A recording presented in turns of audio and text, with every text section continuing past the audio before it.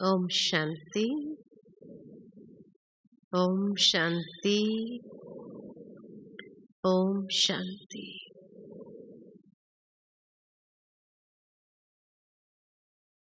वर्तमान समय के हिसाब से अब बाबा हम बच्चों से तपस्या का भी पूर्ण रूप चाहते हैं। वैसे हम सभी बाबा को याद करते ही हैं। योग तो हम करते ही हैं, परंतु योग और तपस्या में अंतर क्या है, क्या कहेंगे? योग तो रोज होता ही है, लेकिन योग और तपस्या में क्या अंतर है, क्या कहेंगे?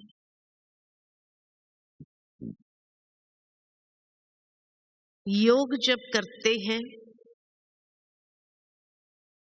या बाबा की याद में जब बैठते हैं तो सर्व संबंधों का रस हम बाबा से अनुभव करते हैं। और इसीलिए योग एक सब्जेक्ट है। याद हमारा 4 विषयों में से एक विषय है, लेकिन तपस्या जीवन है। ब्राह्मण जीवन एक बहुत बड़ी तपस्या है, जिसके अंदर चारों ही सब्जेक्ट आ जाते हैं। जब ज्ञान को हम जीवन में अप्लाई करते हैं, ज्ञान युक्त हो जाते हैं, योग युक्त हो जाते हैं, युक्ति युक्त हो जाते हैं और धारणा युक्त हो जाते हैं। जब चारों ही सब्जेक्ट में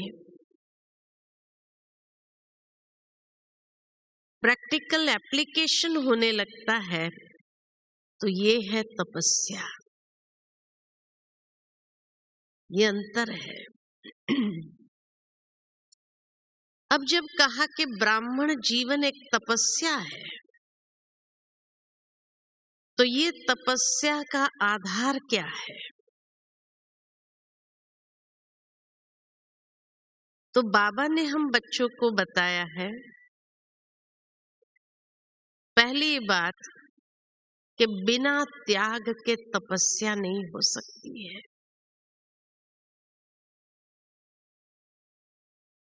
त्याग किस बात का? स्थूल त्याग की बाबा ने कम बात की है, लेकिन जो सूक्ष्म त्याग है उस पर बाबा हमेशा जोर देते हैं। और सूक्ष्म त्याग है मैं और मेरेपन का त्याग।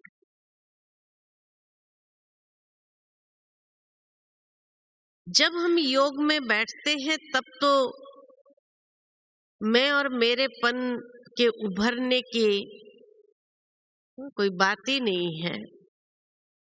अब तो आत्म स्वरूप में ही स्थित होकर के हम बैठते हैं। लेकिन जो कहा कि जीवन एक तपस्या है, तो जीवन के अंदर व्यवहार भी होता है, संबंधों में भी आते हैं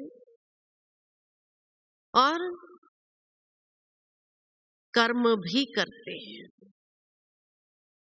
तो कर्म, व्यवहार और संबंध में आते हुए मैंपन और मेरेपन का कितना त्याग रहा।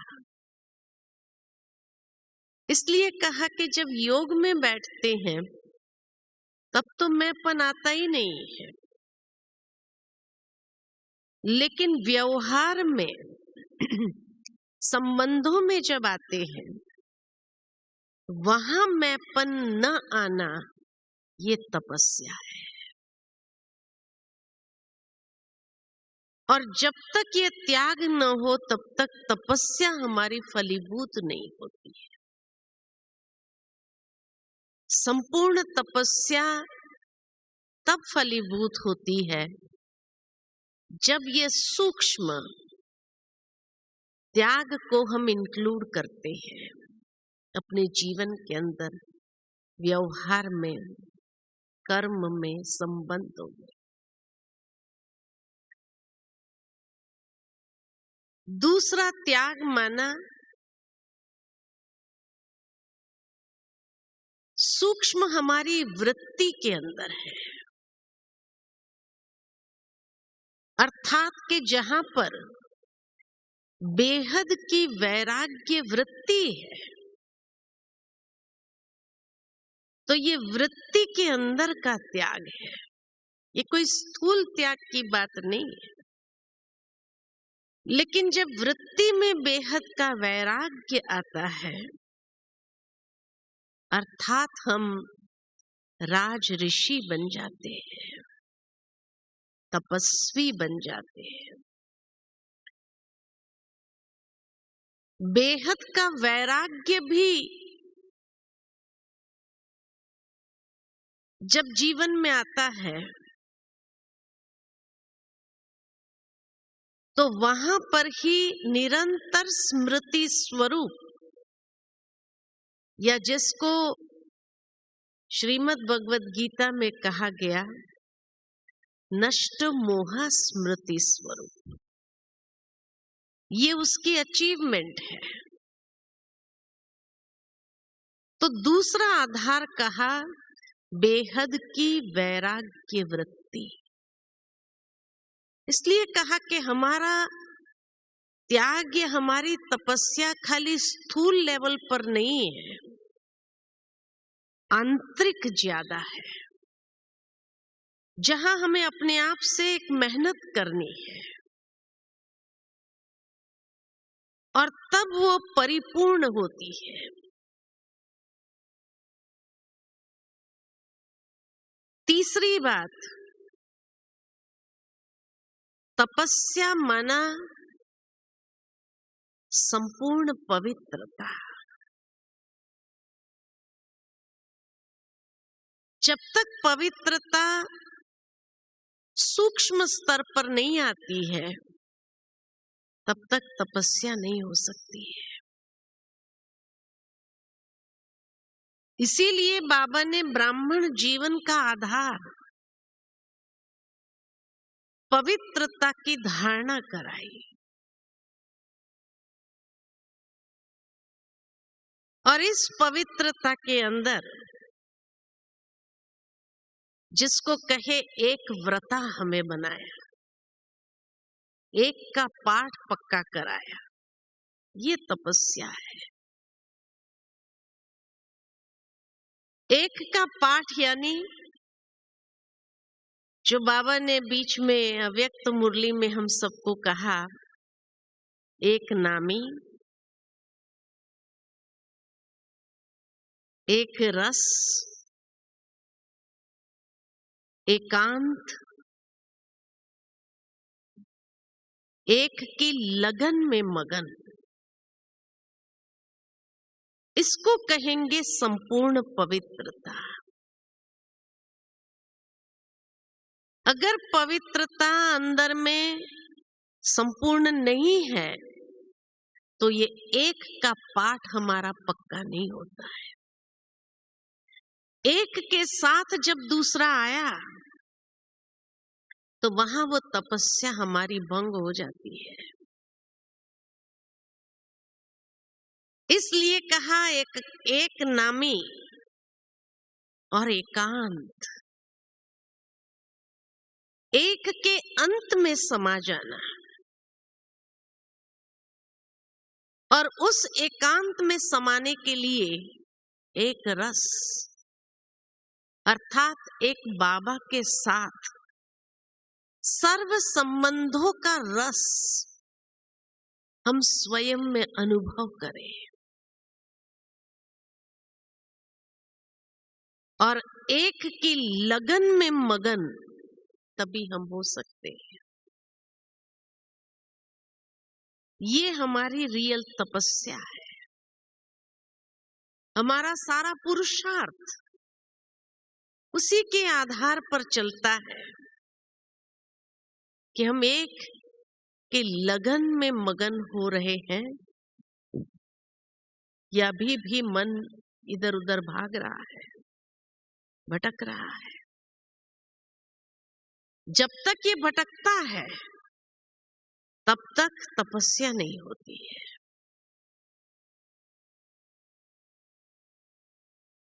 चौथी बात, तपस्या यानी दृढ़ता संपन्न अभ्यास,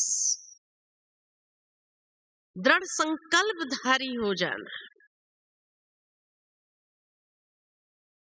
कई बार हम दृढ़ संकल्प तो कर लेते हैं, लेकिन कुछ समय के बाद वो दृढ़ संकल्प हमारा ढीला हो जाता है और पता भी नहीं चलता है कि कब ढीला हो गया, कब हम वही पुरानी चाल में चले गए, ये पता ही नहीं चलता है। फिर अफसोस होता है कि बाबा के घर में गए, वहां हमने ये संकल्प लिया, लेकिन दृढ़ संकल्प हमारा ढीला क्यों हो जाता है?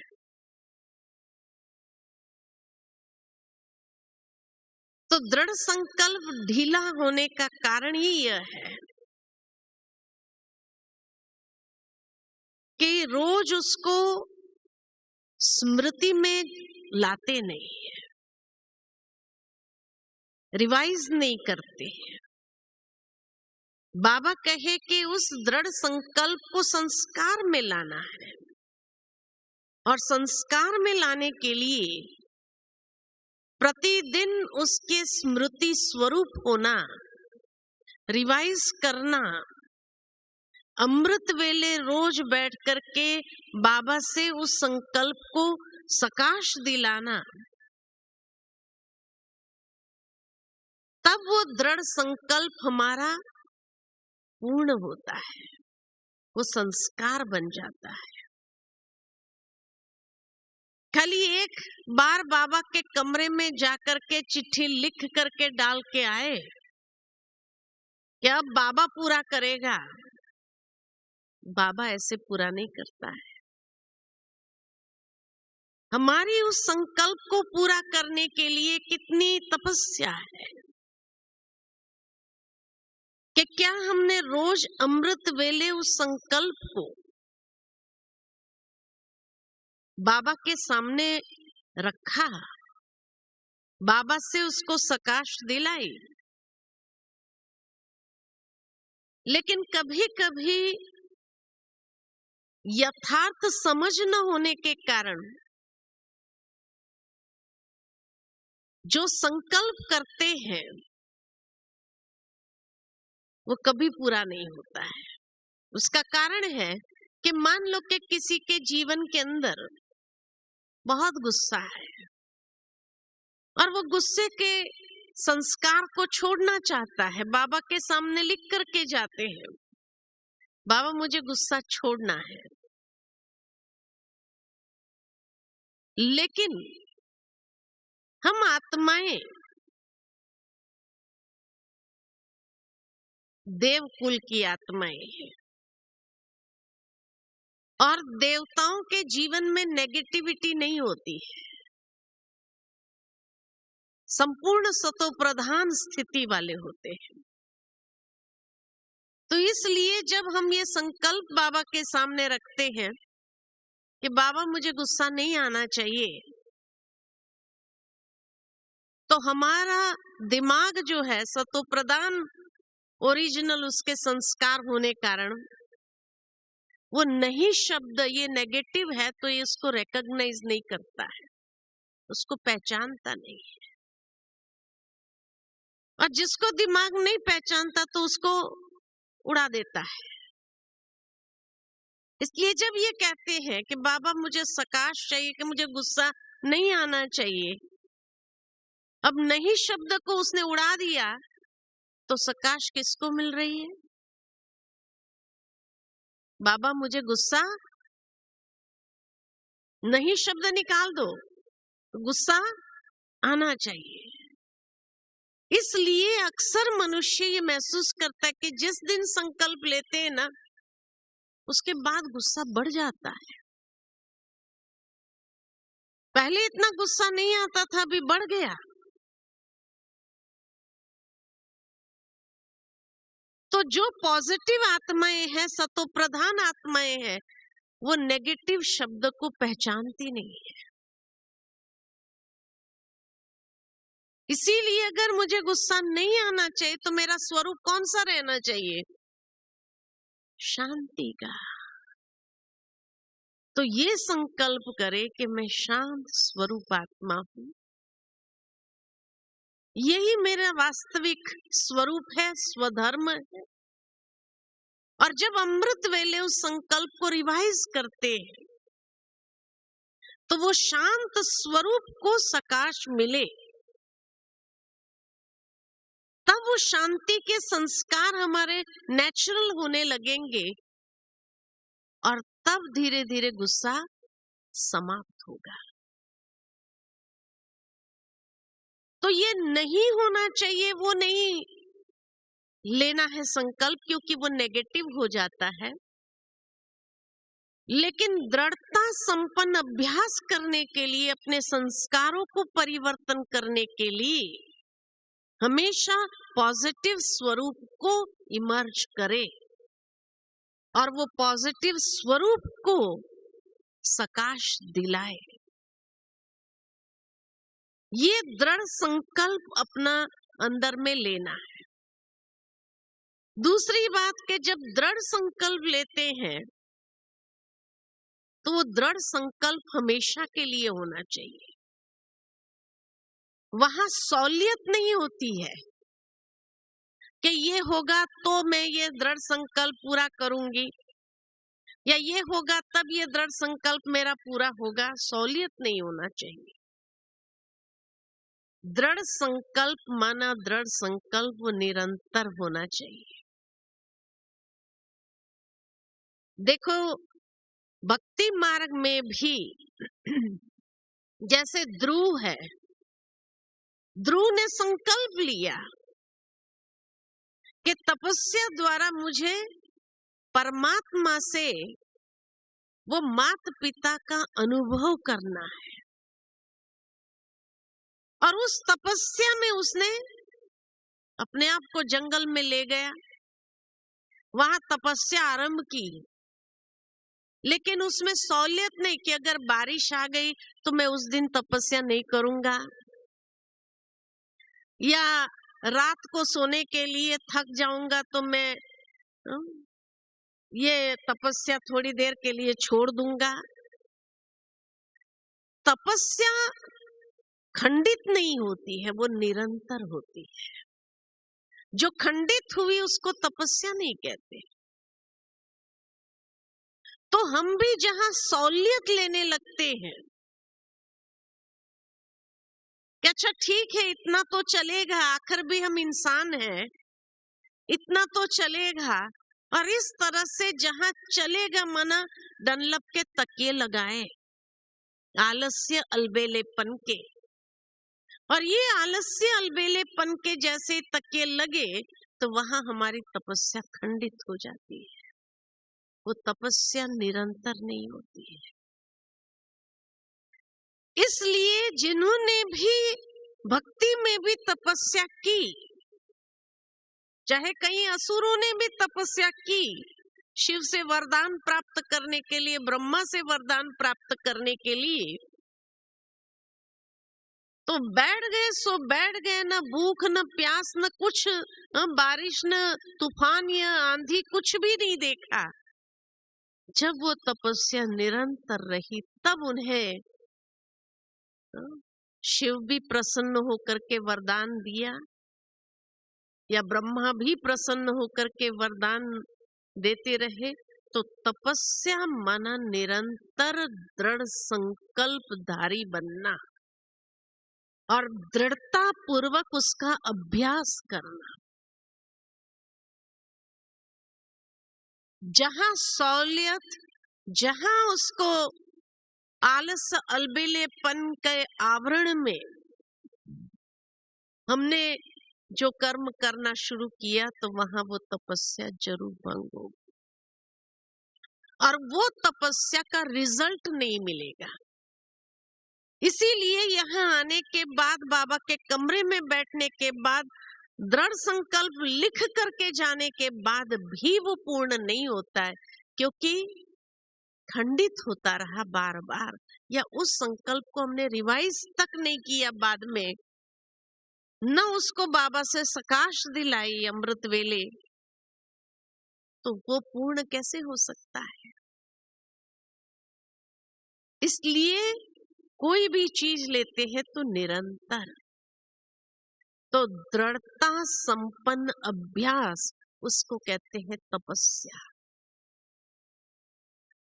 उसी के साथ जोड़ा जाता है कि तपस्या माना एकाग्रता पूर्ण अभ्यास।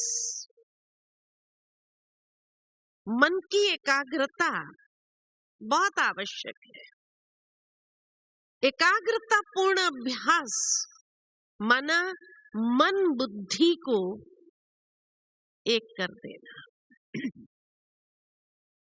आज जो कई ब्राह्मणों की भी शिकायत रहती है, मन भटकता है, मन एकाग्र नहीं हो पाता है, तो मन कहाँ भटकता है, कहाँ भटकता है, क्या कहेंगे? मन कहाँ जाता है? मन तीन चीजों में जाता है, या व्यर्थ में जाता है, या संबंधों में जाता है, या इच्छाओं में जाता है। तीन बातों में ही मन चला जाता है। तो एकाग्रता पूर्ण अभ्यास करने के लिए मन को समर्थ लक्ष्य उसको देना है, और जितना हमारा लक्ष्य समर्थ होगा, तो व्यर्थ में जाने की मार्जिन नहीं। इसलिए कहा जाता है कि मन को बांधने के लिए तीन चीजें जरूर देनी चाहिए उसको। एक है लक्ष्य, दूसरा है लक्षण, और तीसरा है लक्ष्मण रेखा। ये तीन चीजों में बांधना जरूरी है। लक्ष्य हमारा समर्थ हो, उस अनुसार के लक्षण को हमें विकसित करने का अटेंशन हो,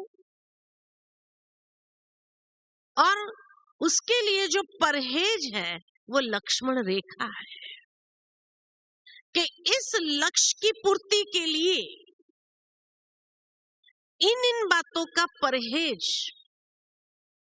सूक्ष्म में भी बाबा ने तो हमें कई प्रकार के नियम मर्यादाओं में बांधा हुआ ही है, लेकिन उसके बाद भी उस लक्ष्य को प्राप्त करने के लिए, उस लक्ष्य की अचीवमेंट के लिए हमें कुछ चीजों का अपने आप से भी एक परहेज या लक्ष्मण रेखा के अंदर उसको बांधना जरूरी है। जब हम उस लक्ष्मण रेखा के अंदर रहेंगे, तो उस लक्ष्य को अचीव करना आसान होगा, और उस अनुसार लक्षणों को भी विकसित कर सकेंगे। तो व्यर्थ से मुक्त करने के लिए समर्थ लक्ष्य और उस अनुसार लक्षण को इमर्ज करना है। दूसरी बात जो कहा, संबंधों में भटकता है, तो संबंधों में जो भटकता है उसके लिए बाबा से सर्व संबंधों का रस लेना है। अगर कोई भी संबंध की कमी होगी बाबा के साथ, तो जरूर दैहिक रूप में वो संबंध हमें खींचेगा। वो देहधारी का संबंध हमें अपने तरफ आकर्षित जरूर करेगा। इसलिए कोई भी संबंधों की कमी नहीं होनी चाहिए।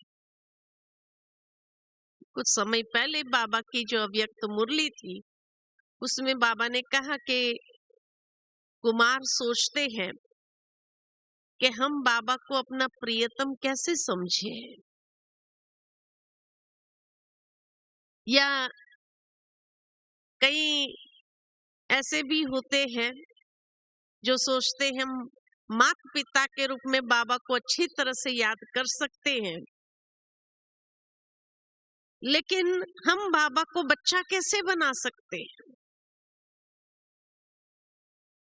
लेकिन बाबा ने कहा कि उस समय उस जेंडर में ना जाओ कि मैं कुमार हूं या एक कुमारी हूं तो बाबा को बच्चे के रूप में कैसे देख सकती हूं। लेकिन उस समय आत्मा का तो कोई जेंडर है ही नहीं, न मेल न फीमेल का। इसलिए आत्मा समझ करके उस परमात्मा को प्रियतम के रूप में देखे,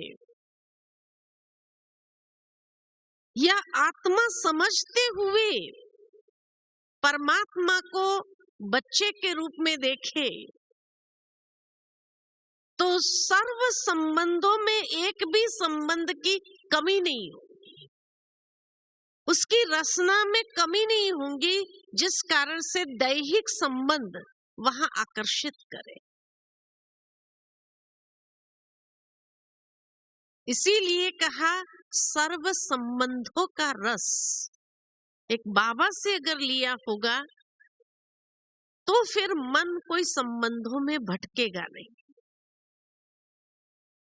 और तीसरी बात जो कही, इच्छाओं में भटकता है, तो बाबा ने हमें बहुत सुंदर इतनी प्राप्तियां करा दी जो इस स्लोगन को सदा याद रखे, अप्राप्त नहीं कोई वस्तु हम ब्राह्मणों के खजाने में।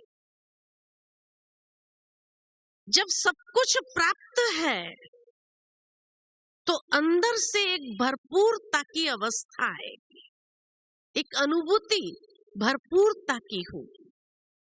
और जहां अंदर से आत्मा भरपूर है तो ये छोटी मोटी चीजों में उसकी दृष्टि या उसकी बुद्धि जाएगी नहीं, मन भटकेगा नहीं।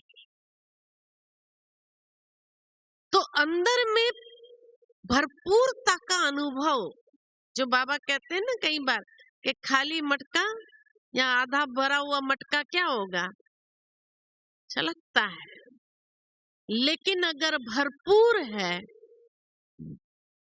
तो उसमें दूसरी कोई चीज जा नहीं सकती। तो हमारी दृष्टि भी और कोई चीजों में डूबेगी नहीं अगर अंदर में भरपूरता है। तो अप्राप्त नहीं कोई वस्तु हम ब्राह्मणों के खजाने में। और ये बात जब स्मृति में रखते हैं कि जिसकी आवश्यकता होगी बाबा किसी न किसी को निमित्त बना करके वो चीज मेरे तक पहुंचा देगा। अगर सेवा के लिए भी आवश्यकता होगी तो, अगर और कोई बातों के लिए भी आवश्यकता होगी तो अपने आप बाबा पहुंचा ही देगा। जितना इच्छा करते जाते हैं और वो जब तक प्राप्त नहीं होती तो हमारा सारा कहाँ ध्यान जाता है, न योग लगता है, न मन लगता है, न एकाग्रता पूर्ण हमारा अभ्यास होता है, जब तक वो चीज प्राप्त न हो जाए। और वही कहीं न कहीं हमें रावण की नगरी तक भी पहुंचा देगा। सीता की बात रामायण के अंदर आती है कि सीता ने मर्यादा की रेखा क्रॉस की तो रावण के द्वार में पहुंच गई, रावण की शोक वाटिका में पहुंच गई। लेकिन खाली मर्यादा की लकीर को क्रॉस किए इतना नहीं, लेकिन जैसे कहा जाता है एक गलती अनेक गलती करवाता है, तो मर्यादा की रेखा तो लास्ट में उसने क्रॉस की, उसके पहले 5 गलतियां की और वो 5 गलतियों के कारण लास्ट में उसने मर्यादा की रेखा को भी क्रॉस कर दिया। पहली गलती कौन सी हुई उससे?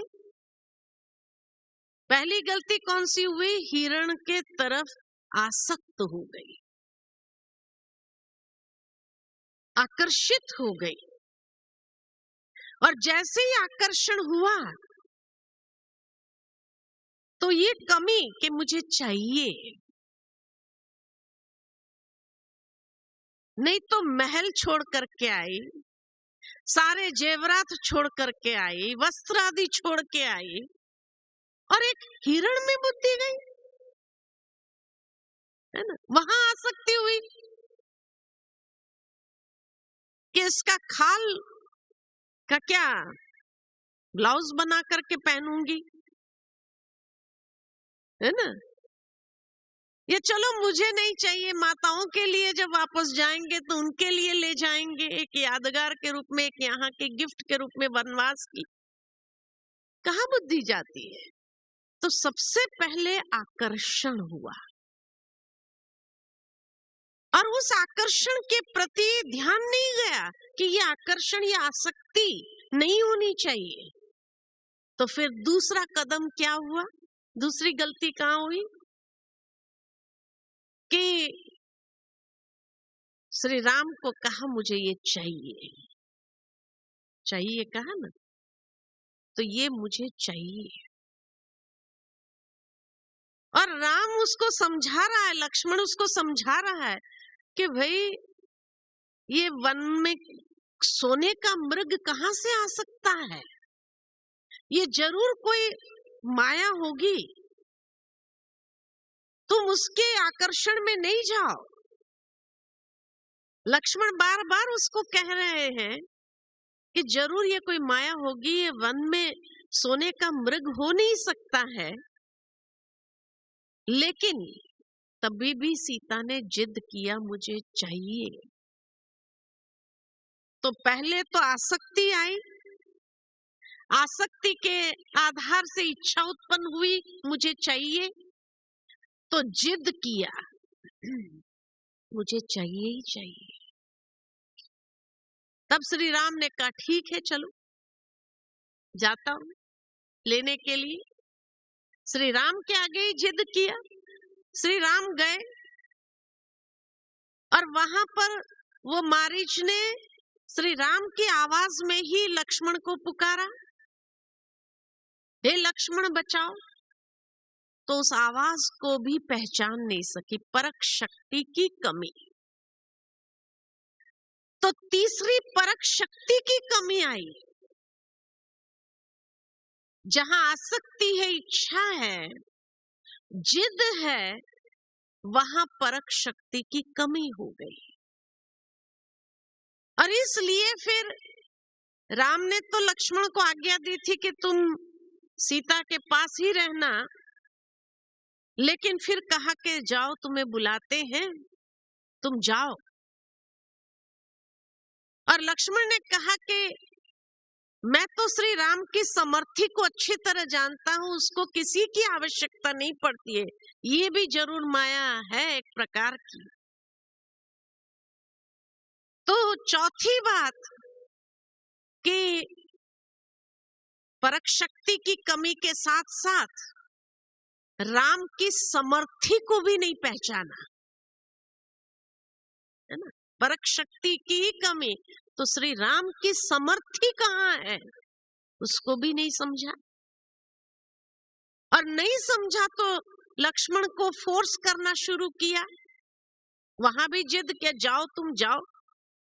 और जब उसने कहा नहीं मैं नहीं जाऊंगा, मैं श्री राम की आज्ञा का ही पालन करूंगा, मैं आपकी आज्ञा नहीं मानूंगा, तो उल्टे सुलटे शब्द कहे उसको, अयोग्य शब्द कहे कि तेरी नीयत में कमी है, तेरी नीयत में खोट है, इस तरह के शब्दों का प्रयोग करना।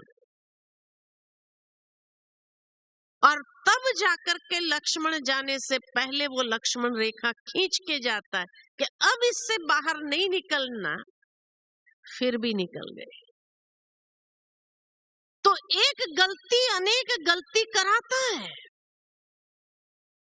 तो इसलिए मन का जो तीसरा भटकने का द्वार है इच्छाएं, जहां आसक्ति होती है, आकर्षण होता है, इच्छा उत्पन्न हुई, ये चाहिए, तो किसको कहते हैं? राम को ही कहते हैं।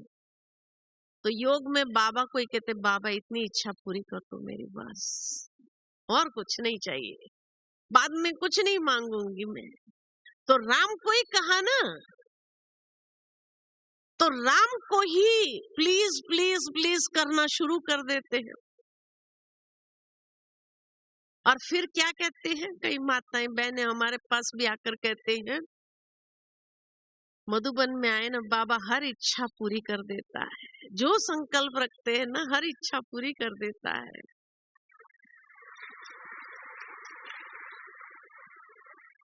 बस खाली संकल्प उत्पन्न होता है और बाबा पूरी कर देता है। और यहाँ पूरी हुई तो वहां जाने के बाद फिर क्या करते हैं, रोज कोई और नई फरमाइश होती है, हे राम ये भी पूरी कर दो, ये भी पूरी कर दो, ये भी पूरी कर दो, है ना। और बाबा समझा रहा है मुरली में, बच्चे माया से सावधान, कोई दिन की मुरली ऐसी नहीं होती है जिसमें माया शब्द नहीं कहा हो बाबा ने। इतना हमारा अटेंशन खिंचवाते रहते हैं बाबा कि माया कितने स्वरूप से आती है, लेकिन फिर भी राम के सामने रोज नई फरमाइश करने की आदत पड़ जाती है कि बाबा तो पूरी कर देगा। छोटे से छोटे संकल्प भी पूरा कर देते हैं। बहन जी आपसे मिलने का सोचा था और देखो बाबा ने पूरा कर दिया, है ना। तो इसीलिए सोचते हैं जब बाबा छोटे छोटे संकल्प भी हमारे पूरे कर रहे हैं, तो यहाँ से जाने के बाद तो क्या होता है, कई बार बाबा को कहते हैं, बाबा मेरे परिवार वालों का बुद्धि का ताला खोल दो। कभी क्या फरमाइश होती है, कभी क्या फरमाइश होती है, और सब भूल जाते हैं हम, ज्ञान पूरा ही उड़ जाता है कि बाबा ने कहा है कि कर्म की गति में भगवान इंटरफियर नहीं करता है। आपके कर्म का जो हिसाब है उसमें भगवान इंटरफियर नहीं कर सकता है। तो कई लोग क्या कहते हैं, जब ज्ञान में शुरू में आए ना, बाबा हर संकल्प पूरा कर, और अभी तो जैसे सुनता ही नहीं है बाबा भी हमारी। हाँ, क्या कहेंगे। तब हम कई बार कहते हैं, जैसे एक छोटा बच्चा होता है ना, जब चलना सीखता है तो उसको अंगुली देते हैं और अंगुली पकड़ करके चलाते हैं, और वो बड़े मजे से चलने लगता है, उसको लगता है मेरे को चलना आ गया। लेकिन आप थोड़ा अंगुली छोड़ो तो क्या होता है, उसका बैलेंस गड़बड़ा जाता है, गिर जाता है। तो शुरू में बहुत अच्छा योग लगता था, बाबा हर संकल्प पूरा करता था, क्योंकि बाबा ने अंगुली पकड़ी हुई थी, चलाना सिखा रहा था। लेकिन बच्चे को सदा ये आदत तो नहीं लगाएगा। परिवार वाले बड़े भी, माता पिता हमेशा बच्चे को अंगुली देकर चलाते रहे घर में, ऐसा तो नहीं करेंगे ना। छोड़ेंगे कि नहीं छोड़ेंगे, ताकि अपने पैरों पर खड़ा हो, उसके पैरों में मजबूती आए, उसका आत्मविश्वास बढ़े। भले 2 बार गिरेगा, छोड़ते हैं ना अंगुली, तो बाबा भी छोड़ता है। और जब छोड़ता है ना, तो लगता है अभी तो योग ही नहीं लगता है, पहले तो इतना अच्छा योग लगता था, लेकिन तब तो बाबा ने लगाया हुआ था। आपके साथ बाबा ने लगाया था, अब बाबा कहते अपने पैरों पर चलो, अपने पैरों पर खड़े हो।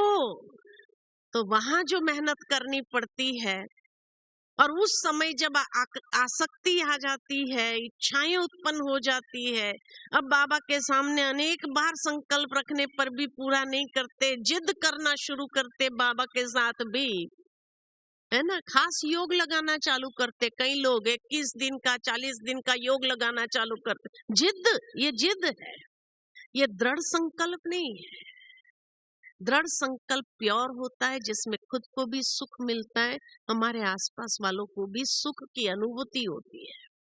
लेकिन जिद में खुद भी दुखी हो रहे हैं, हमारे आसपास वाले भी दुखी होते हैं, उसको जिद कहते हैं।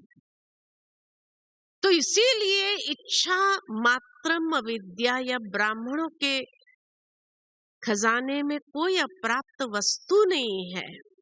जब इस धारणा को जीवन के अंदर ले आते, यही तपस्या है।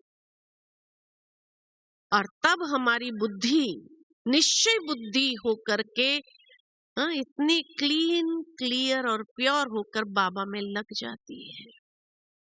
निश्चय बुद्धि विजयंती।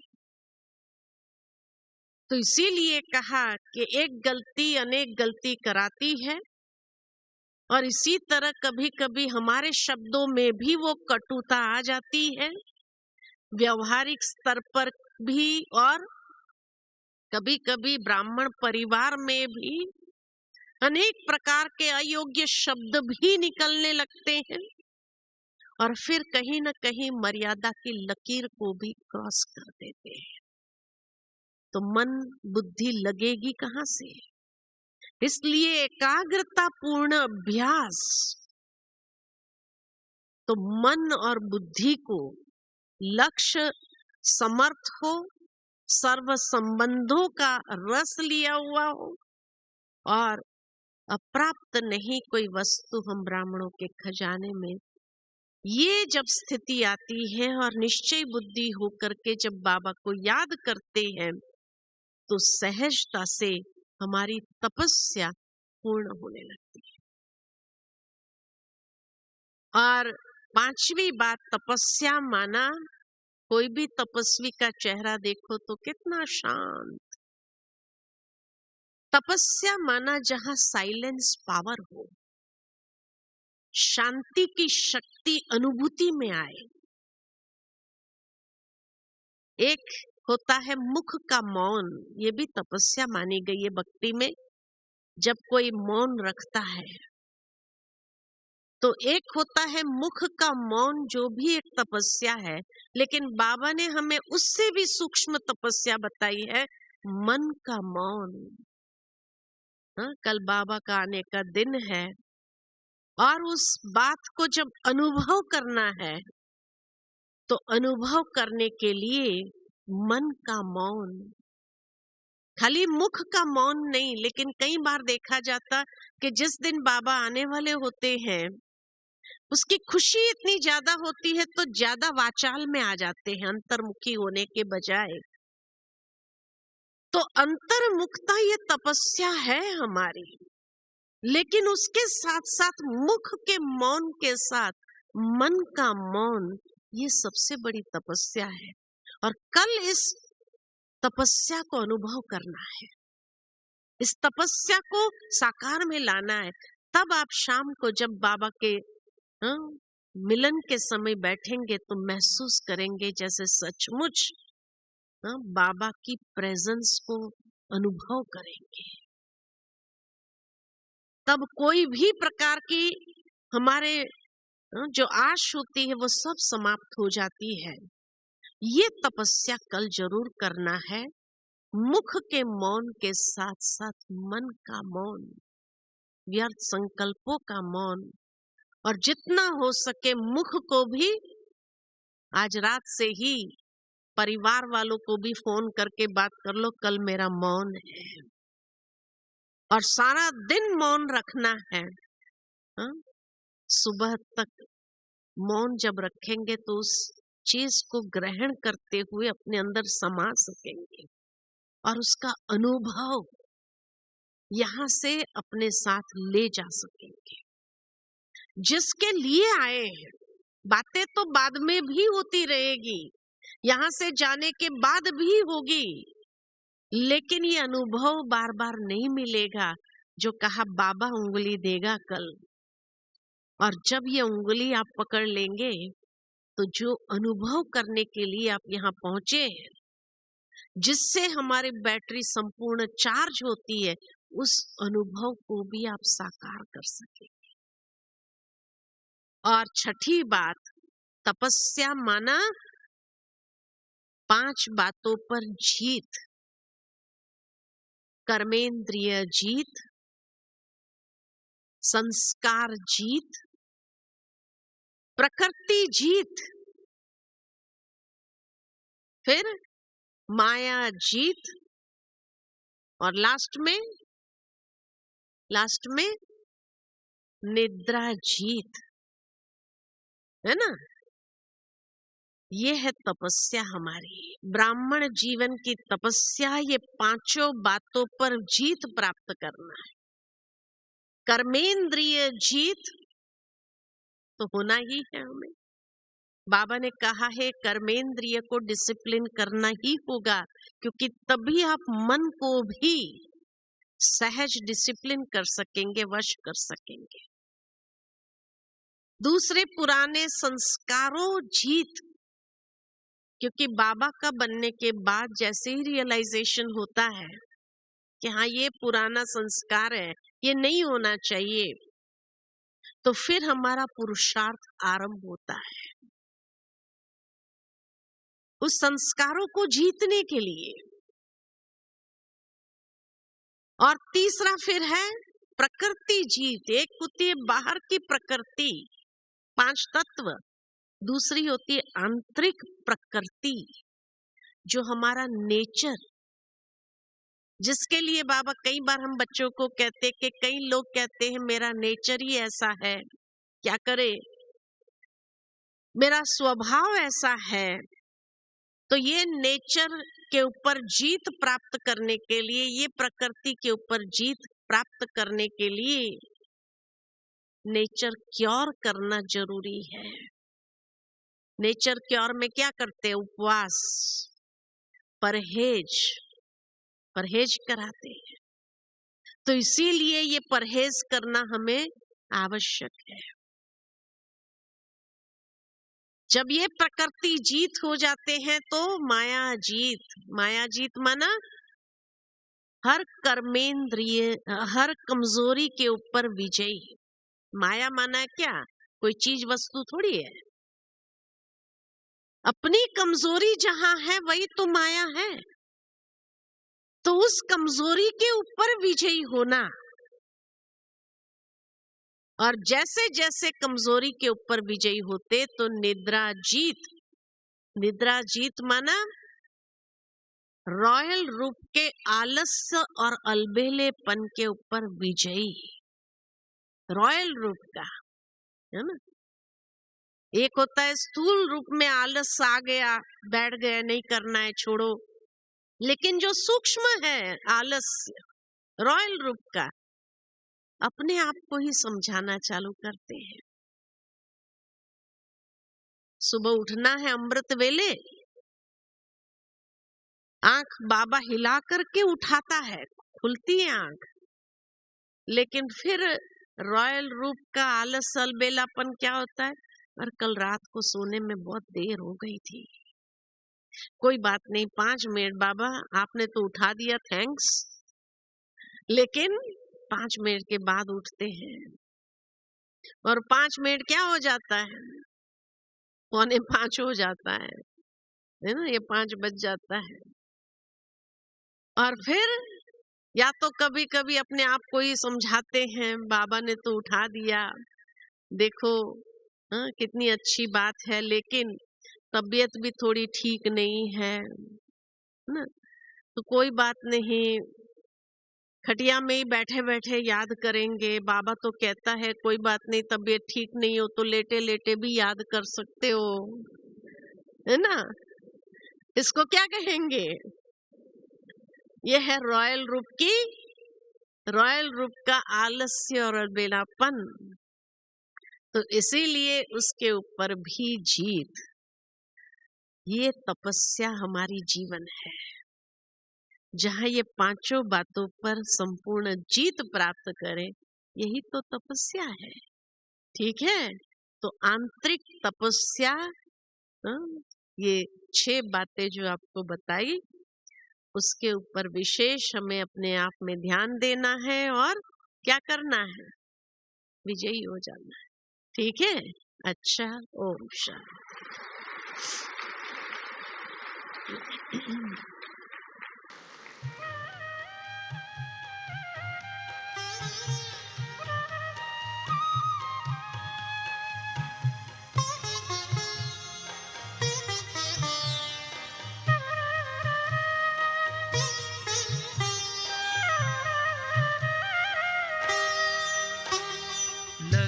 लगन बस एक यही, लगी लगन बस एक यही, लगी लगन बस एक यही, लगी लगन बस एक यही, लगी लगन बस एक यही। हमें तपस्या करना है, बन के तपस्वी मूरत साथी, अब अपने घर चलना है। लगी लगन बस एक यही, लगी लगन बस एक यही। हमें तपस्या करना है, बन के तपस्वी मूरत साथी, अब अपने घर चलना है। लगी लगन बस एक यही, लगी लगन बस एक यही।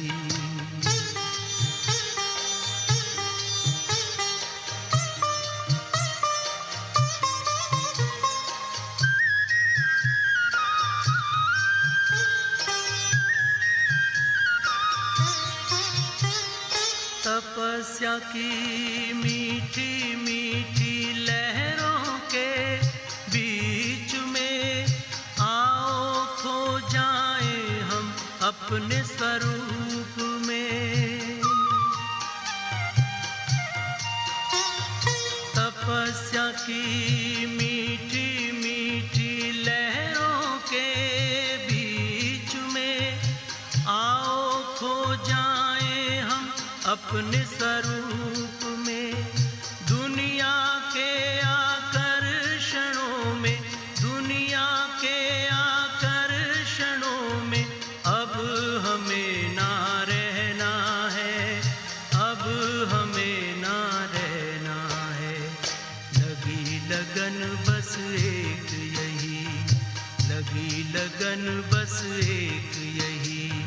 हमें तपस्या करना है, बन के तपस्वी मूरत साथी, अब अपने घर चलना है।